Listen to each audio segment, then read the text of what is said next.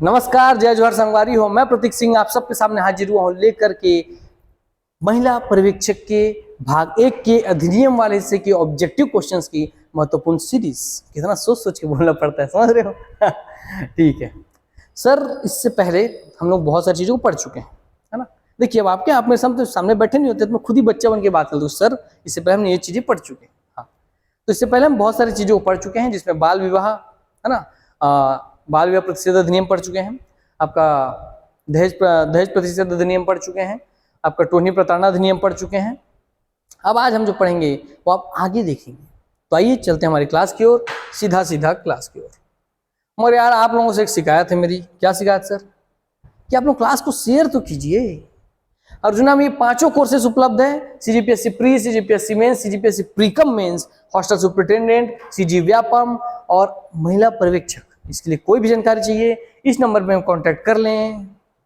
और महिला सुपरवाइजर का जो कोर्स है भैया, ऑनलाइन का ऑफलाइन दोनों कोर्स चल रहे हैं हमारे, ऑनलाइन ऑफलाइन दोनों। ऑनलाइन कोर्स ज्वाइन करना है तो प्ले स्टोर से आप अर्जुना डिजिटल ऐप डाउनलोड कर लेंगे, क्लियर, वहां से आपको कोर्स मिल जाएगा। उसमें अगर आपको कंप्लीट सिलेबस की तैयारी करनी है तो मॉडल 3 का कोर्स ज्वाइन कर लीजिए। अभी उसमें ऑफर चल रहे हैं, 999 रुपए से स्टार्टिंग है आपके ऑनलाइन कोर्सेज। क्लियर हुई बातें? चलिए, इसमें सारी फैसिलिटी मिलेंगी, पढ़ लीजिए। कोई और जानकारी चाहिए तो इस नंबर में कॉल कर लीजिए। मेरा तो आज आप सबसे बस एक ही शिकायत है, और वो शिकायत क्या है सर? कि क्लास को शेयर नहीं कर रहे हैं आप लोग। लास्ट टाइम पे मैं आप लोगों को नाच के, गा के, एक्टिंग करके, सब चीज करके सुनाया, उसके बाद भी लाइक नहीं किए, शेयर भी नहीं कर रहे हो। इतने लोग देखते हो तो लाइक कर दो भाई। ऐसा अंगूठा जो ऊपर होता है ना, इसको दबाना होता है, हाँ बस लाइक हो जाएगा।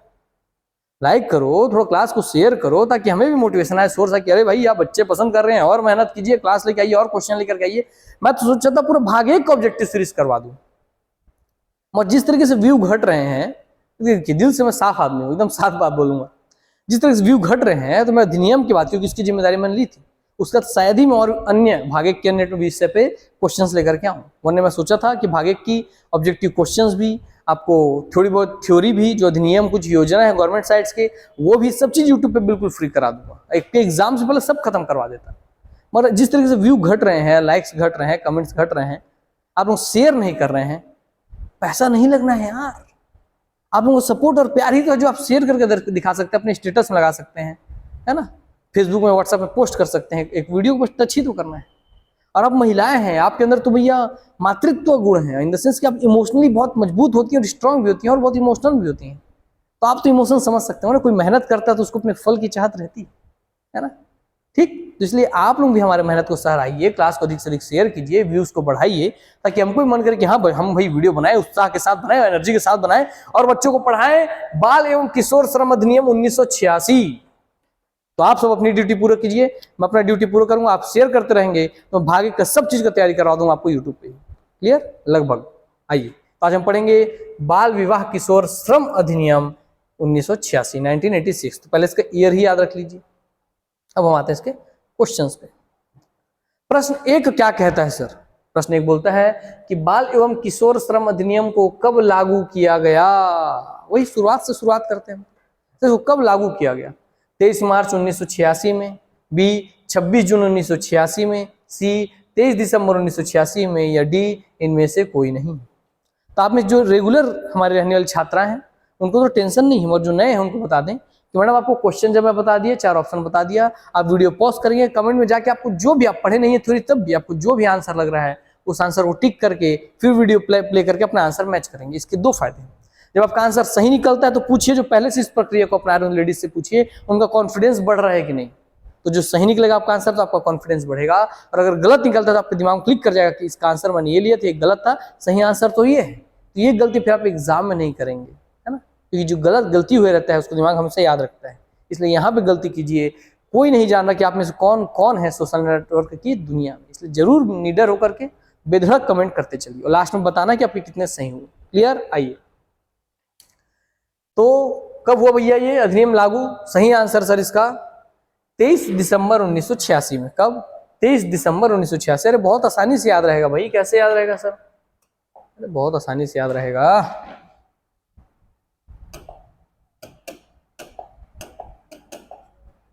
23 है, दिसंबर को बोलते हैं 12, ये हो गया 1986।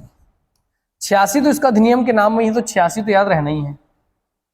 मुद्दा इसका भूलने का बात है, तो कहाँ भूलेंगे आप? 2 3 1 2 हो गया, ठीक हो गया ना भाई, 1 2 3, तो 2 3 1 2 23 दिसंबर। ये जो लिख दिया मैं 2 3 1 2 2 3 1 2, इससे आपको याद रहेगा 1 2 से 12वां महीना, 2 3 से 23 तारीख, तो आपको याद रहेगा। सर ऐसा लिखे थे 1986 वाले के साथ, ठीक। क्योंकि देखिए 2 3 5 और 3 8 होता है, तो 8 आ गया ना। हाँ चलिए आगे बढ़ते हैं नेक्स्ट क्वेश्चन की ओर। नेक्स्ट क्वेश्चन है, बाल एवं किशोर श्रम अधिनियम में संशोधन कब किया गया? अब आया तो था 1986 में, 23 दिसंबर 1986 को लागू भी हो गया, मगर इसमें संशोधन कब हुआ?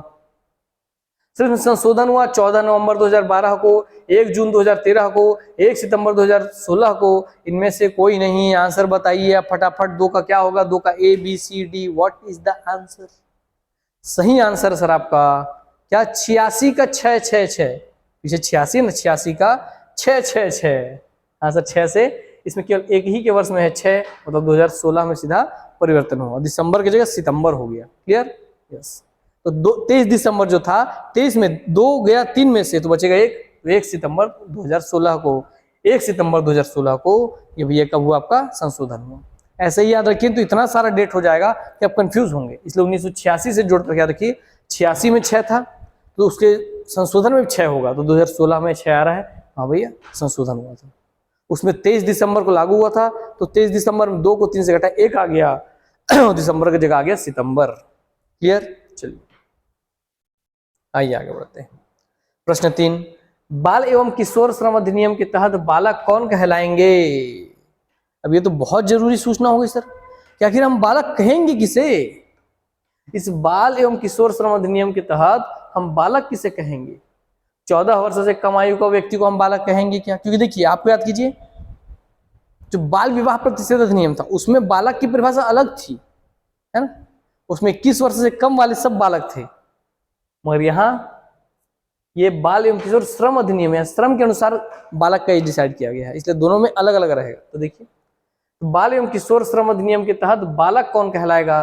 14 वर्ष से कम आयु का बच्चा बालक कहलाएगा, 16 वर्ष से कम आयु का व्यक्ति बालक कहलाएगा, 18 वर्ष से कम आयु का व्यक्ति बालक कहलाएगा, या 21 वर्ष से कम आयु का व्यक्ति बालक कहलाएगा। आंसर बताइए, बताइए आप। राइट आंसर है सर 14 वर्ष से कम आयु का व्यक्ति आपका क्या कहलाएगा? बालक कहलाएगा। कितना? 14 वर्ष से कम आयु का व्यक्ति। तो जहां श्रम वाला बात आ जाएगा, श्रमिक अर्थात बोलते हैं ना श्रमिक, कि आप किसी भी 14 साल से छोटे बच्चे को श्रमिक नहीं बना सकते अपने पास, किसी भी हजारदस चीज में श्रमिक नहीं बना सकते। क्लियर हो गई बात है? चलिए, तो 14 वर्ष से कम आयु के व्यक्ति को बालक कहा जाएगा इस अधिनियम के तहत। तो अब इसको दहेज वाले उस बाल विवाह के साथ कंफ्यूज मत करिएगा, पहले ही टोक रहा हूं जहां गलती होता है। क्लियर? चलिए नेक्स्ट क्वेश्चन चलते हैं। किसी भी किशोर को किसी भी व्यवसाय या प्रक्रिया में लगातार कितने घंटे काम करवाया जा सकता है? तो कोई भी किशोर है, वो किसी भी व्यवसाय में या किसी प्रक्रिया में जुड़ा हुआ है, तो उसको लगातार, कंटिन्यू का बात कर रहे हैं ना, कंटिन्यू शब्द बहुत गहरा है क्योंकि इससे डेफिनेशन चेंज हो जाता है हर एक चीज का। तो लगातार कितने घंटे काम करवाया जा सकता है? 6 घंटे, 2 घंटे, 3 घंटे, 4 घंटे, और एक ऑप्शन मैं देता हूं 8 घंटे भी। बताइए, एक ऑप्शन में लिख रहा हूं ई 8 घंटे। तो किसी व्यक्ति को लगातार कितने घंटे काम कराया जा सकता है? और किस व्यक्ति को? किशोर को।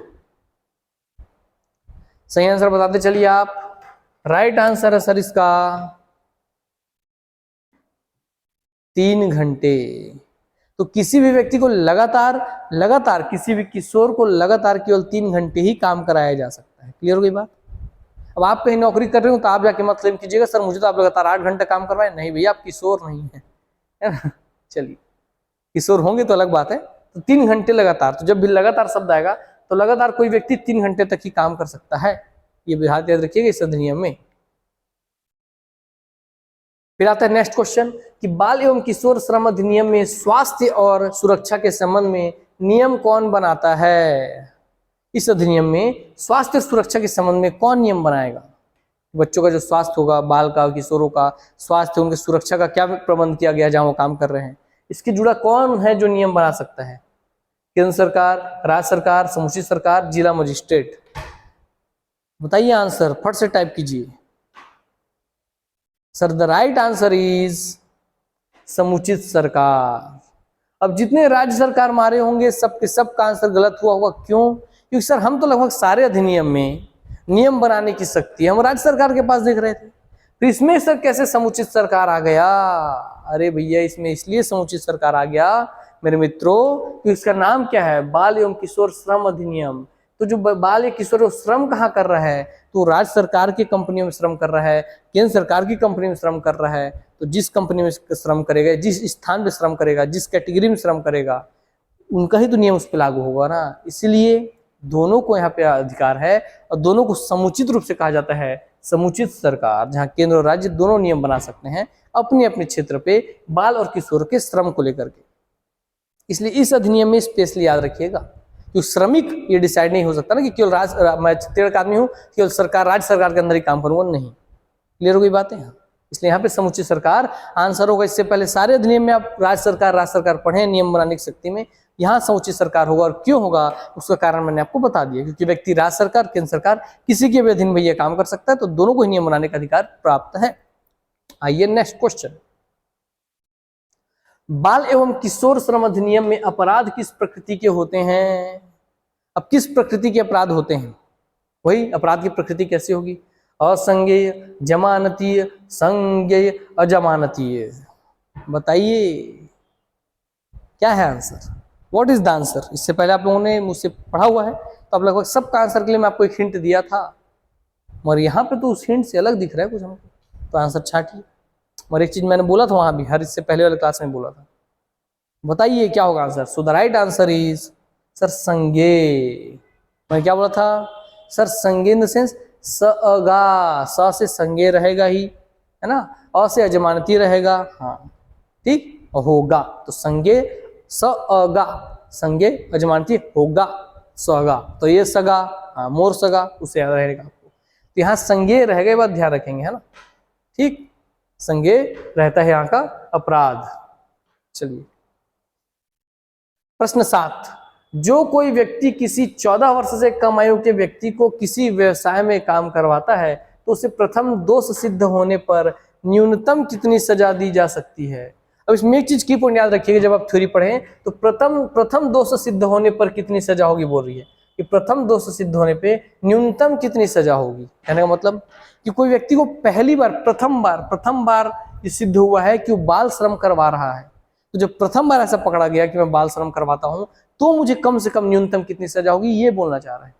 अब मान लीजिए मुझे भी सजा दे दिया उसने, 2 साल 3 साल 5 साल जो भी इसका आंसर वो दे दिया, ठीक, मगर सर दोबारा मेरे को सजा से जब मैं वापस आया और फिर वही काम मैं कर रहा हूँ, मतलब फिर से मैं बाल श्रम ही करवा रहा हूँ, तो प्रथम बार नहीं हो, दोबारा मैं सजा पाने के बाद दोबारा फिर वही काम कर रहा हूँ, फिर से बच्चों श्रम करवा रहा हूँ, तो अब प्रथम बार नहीं होगी, दोबारा हो गया, तो अब मेरी सजा, मैं जानबूझ के उसका सजा काट के आया हूँ मगर फिर भी बाल श्रम करवा रहा हूँ, तो मेरी सजा बढ़ जानी चाहिए ना। तो द्वितीय बार तृतीय बार सबके लिए अलग अलग प्रावधान आपके थ्योरी में दिया है, उसको अच्छे से पढ़ लीजिएगा।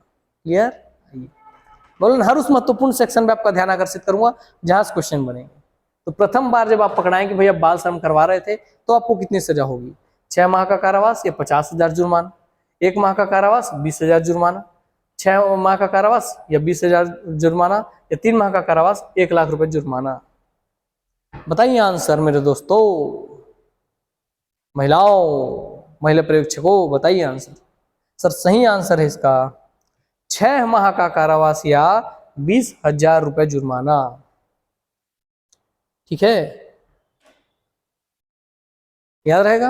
हाँ सर, 6 माह का कारावास होगा उसको अगर वो पहली बार पाया गया कि उस बाल श्रम करवा रहा था, या 6 माह का कारावास नहीं हुआ तो उसको 20,000 का जुर्माना होगा। ठीक, कैसे याद रहेगा सर? 20,000 कैसे याद रहेगा सर हमको? अरे 6 दूनी 12 होता है, 12 में 2 आता है, 2 को पकड़ लो 20, ऐसे याद रख लीजिए। हिंट आपके ऊपर, कैसे बनाइए ना, कोई दिक्कत नहीं। आइए आगे बढ़ते हैं, नेक्स्ट क्वेश्चन। बाल एवं किशोर श्रम पुनर्वास कोष का प्रावधान किस धारा में है? सर क्या बोला? बाल एवं किशोर श्रम पुनर्वास कोष का प्रावधान किस धारा में है? धारा 13 में है, 14 ख में है, 15 में है, 16 में है। तो प्रावधान किस में है बताइए? बाल एवं किशोर श्रम पुनर्वास का मतलब भैया जब आप किसी से बाल श्रम करवा रहे हैं, किसी से भैया आप किशोर श्रम करवा रहे हैं, तो उनको पुनर्वास, उनको फिर से उनको भैया एक नॉर्मल जिंदगी देने के लिए, उनको फिर से व्यवस्थित करने के लिए उनके जीवन को एक कोर्स बनेगा जिस पैसे से उनके ऊपर स्पेंड होगा, उनके पढ़ाई का खर्चा, लिखाई का खर्चा। हाँ, तो कोर्स का बात कर रहा है कि किसमें दिया गया है। धारा 13 में, 14 ख में, धारा 15 में, धारा 16 में। सही आंसर है धारा 14 ख में। क्या? 14 ख में। ठीक है, तो अगर आप बाल श्रम करवाएंगे तो भैया आपको खाता खोलना होगा। ख से खाता, ख से कोष, है ना। खाता माने कोष, कोष माने खजाना, क्योंकि आपके खाते में तो अपना खजाना या कोष रखते हैं। हाँ, इस तरीके से आप समझ के याद रखें, ख से खजाना या कोष, ऐसे याद रख लीजिए। क्लियर? चलिए 14 ख। नेक्स्ट आते हैं। और कैसे याद? सर देखिए, बाल श्रम है, 14 वर्ष से कम आयु का बच्चा बालक है, तो 14 आ गया यहाँ भी। 14 ख से खाता, 14 खाता या 14 का खजाना, खजाना को कोष, ऐसा याद रख लिया।